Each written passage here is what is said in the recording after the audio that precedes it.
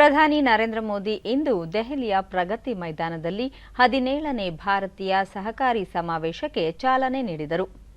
ಅಮೃತ್ ಕಾಲ ಸಹಕಾರದ ಮೂಲಕ ದೇಶದ ಸಮೃದ್ಧಿ ಎಂಬ ಧ್ಯೇಯವಾಕ್ಯದೊಂದಿಗೆ ಭಾರತೀಯ ಸಹಕಾರಿ ಒಕ್ಕೂಟ 2 ದಿನಗಳ ಈ ಸಮಾವೇಶ ಆಯೋಜಿಸಿದೆ.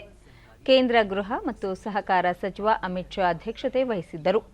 ಬಳಿಕ ಪ್ರಧಾನಿ ದೇಶವು ವಿಕಸಿತವಾಗಿ ಮುನ್ನಡೆಯುತ್ತಿದ್ದು ಸಬ್ಕಾ ಪ್ರಯಾಸ್ ಮತ್ತು ಸಬ್ಕಾ ಸಹಕಾರಿಯುತದಿಂದ ಮುನ್ನೆಜ್ಜೆ ಇಟ್ಟಿದೆ. ಇತ್ತೀಚಿನ ಅಭಿವೃದ್ಧಿಯ ಅಂಕಿಅಂಶಗಳ ಪ್ರಕಾರ ಭಾರತ ಹೈನುಗಾರಿಕೆ ಮತ್ತು ಸಕ್ಕರೆ ಉತ್ಪಾದನೆಯಲ್ಲಿ ಮುಂಚೂಣಿಯಲ್ಲಿದೆ. ಇದೇ ಮೊದಲ ಬಾರಿಗೆ ಸಹಕಾರಿ ಕ್ಷೇತ್ರಕ್ಕೆ ಪ್ರತ್ಯೇಕ ಸಚಿವಾಲಯವು ರಚನೆಯಾಗಿದ್ದು ಪ್ರತ್ಯೇಕ ಆಯವ್ಯಯವನ್ನು ಸಹ ಮಂಡಿಸಲಾಗುತ್ತಿದೆ. ನಮ್ಮ ಸರ್ಕಾರವು ಸಹಕಾರಿ ಬ್ಯಾಂಕುಗಳನ್ನು ಸಾಮರ್ಥ್ಯ ಕಟ್ಟುವಿಕೆಯೊಂದಿಗೆ ಸಾಕಷ್ಟು ಗಟ್ಟಿಗೊಳಿಸಿದೆ. ಅಧಿಕ ಬ್ಯಾಂಕಿಂಗ್ ಶಾಖೆಗಳನ್ನು ತೆರೆಯುವುದು ಮತ್ತು ಗ್ರಾಹಕರ ಮನೆ ಬಾಗಿಲಿಗೆ ಬ್ಯಾಂಕಿಂಗ್ ಸೇವೆಯನ್ನು ಒದಗಿಸುವುದು ಸೇರಿದೆ ಎಂದು ತಿಳಿಸಿದರು. ಕಳೆದ 4 ವರ್ಷಗಳಲ್ಲಿ ಸುಮಾರು 1.5 ಲಕ್ಷ ಕೋಟಿ ಸಹಾಯಧನವನ್ನು ರೈತರ ಖಾತೆಗೆ ನೇರವಾಗಿ ಜಮೆ ಮಾಡಲಾಗಿದೆ. ಈ ಅಮೃತ ಕಾಲದಲ್ಲಿ ನಾವು ದೇಶದ ರೈತರಿಗೆ ಸಹಕಾರಿ ಕ್ಷೇತ್ರಕ್ಕೆ ಹೆಚ್ಚಿನ ಸೇವೆಯನ್ನು ಆತ್ಮನಿರ್ಭರ ಭಾರತದಡಿಯಲ್ಲಿ ನೀಡಿದ್ದೇವೆ. ಸಹಕಾರಿ ಕ್ಷೇತ್ರದ ಎಲ್ಲರೂ ಡಿಜಿಟಲ್ ಸೇವೆಯನ್ನು ಅಳವಡಿಸಿಕೊಳ್ಳಬೇಕು ಎಂದು ಸಲಹೆ ನೀಡಿದರು. अक्सर किसानों की मांग क्या होती थी?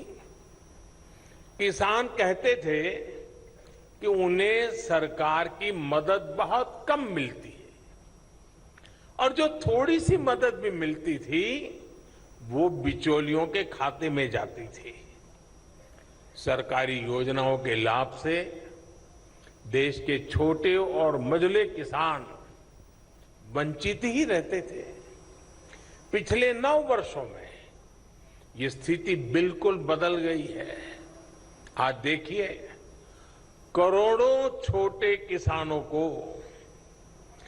पीएम किसान सम्मान निधि मिल रही है और कोई बिचौलिया नहीं, कोई फर्जी लाभार्थी नहीं. बीते 4 वर्षों में इस योजना के तहत 2.5 लाख करोड़ रुपए,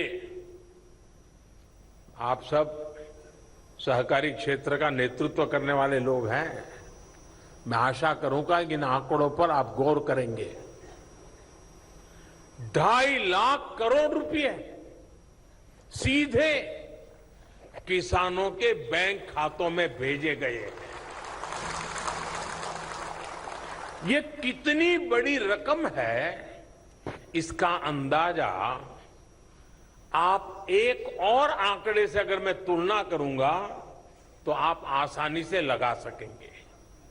2014 से पहले के 5 वर्षों के कुल कृषि बजट ही मिला दें, 5 साल का एग्रीकल्चर बजट, तो वो 90,000 करोड़ रुपए से कम था. 90,000 से कम, यानी तब पूरे देश के कृषि व्यवस्था पर जितना खर्च तब हुआ उसका लगभग 3 गुना हम सिर्फ एक स्कीम यानी पीएम किसान सम्मान निधि पर खर्च कर चुके हैं. साथियों, दुनिया में निरंतर महंगी होती खादों, केमिकल्स का बोझ किसानों पर ना पड़े, इसकी भी गारंटी, और ये मोदी की गारंटी है, केंद्र की भाजपा सरकार ने आपको दी है. आज किसान को यूरिया बैग, एक बैग का करीब 270 रुपये से भी कम कीमत पर यूरिया की बैग मिल रही है.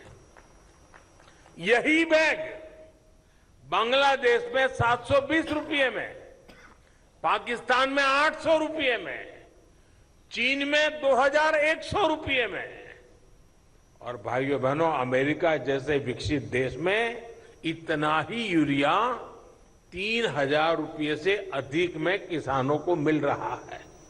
भारतीय सहकारी संघ एक प्रकार ಸಚಿವ से ಅಮಿತ್ ಶಾ ಮುಂದಿನ सहकारिता 25 ವರ್ಷಗಳಲ್ಲಿ ಸಹಕಾರಿ ಕ್ಷೇತ್ರಕ್ಕೆ ಹೆಚ್ಚಿನ ಆದ್ಯತೆ ನೀಡಬೇಕಿದೆ. ಇದರಿಂದ ರೈತರು ಮತ್ತು ಸಹಕಾರಿ ಕ್ಷೇತ್ರಕ್ಕೆ ಸಹಕಾರಿಯಾಗಲಿದೆ. ಮುಂದಿನ 5 ವರ್ಷಗಳಲ್ಲಿ ಸಹಕಾರ ಕ್ಷೇತ್ರದಲ್ಲಿ 35% ಅಭಿವೃದ್ಧಿಯಾಗಲಿದೆ ಎಂದರು. ಸಹಕಾರ ಸಚಿವಾಲಯದ ನಿಯಮಾನುಸಾರ ಸಹಕಾರಿ ಚಳುವಳಿಯ ವಿವಿಧ ಆಯಾಮಗಳ ಬಗ್ಗೆ ಚರ್ಚಿಸುವುದು, ಯಶಸ್ವಿ ಸಹಕಾರಿ ಸಂಸ್ಥೆಗಳು ಅನುಸರಿಸುತ್ತಿರುವ ಉತ್ತಮ ವಿಧಾನಗಳನ್ನು ತೋರುವುದು ಮತ್ತು ಸಹಕಾರಿ ರಂಗ ಎದುರಿಸುತ್ತಿರುವ ಸವಾಲುಗಳ ಬಗ್ಗೆ ಚರ್ಚಿಸುವುದು ಈ ಸಮಾವೇಶದ ಉದ್ದೇಶವಾಗಿರುತ್ತದೆ. 100 साल पुराना ये आंदोलन इसने देश को अब तक काफी कुछ दिया है. ये सदी में हमने ढेर सारा उपलब्धियों को प्राप्त किया है, मगर विगत 25-30 साल से हमारा क्षेत्र एक ठहराव की अनुभूति कर रहा था. हमने ढेर सारे अचीवमेंट करे हैं, जैसे मैंने कहा कृषि वितरण, ऋण वितरण की अर्थव्यवस्था में हम लगभग 29% का हिस्सा सहकारी आंदोलन का है.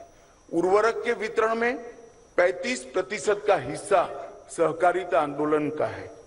उर्वरक के उत्पादन में 25% का हिस्सा सहकारी क्षेत्र का है.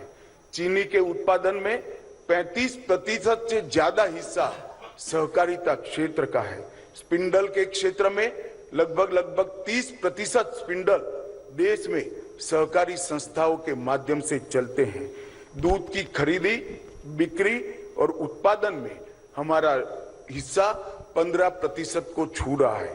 गेहूं की खरीदी में 13%, धान की खरीदी में 20% और ढेर सारी क्रेडिट कोऑपरेटिव सोसाइटियां, हाउसिंग कोऑपरेटिव सोसाइटियां, मत्स्य उत्पादन समितियां और कोऑपरेटिव बैंक्स, इसके माध्यम से विशेषकर छोटे वर्ग की आजीविका के लिए सहकारी क्षेत्र के आंदोलन ने बहुत सारा हमने किया है.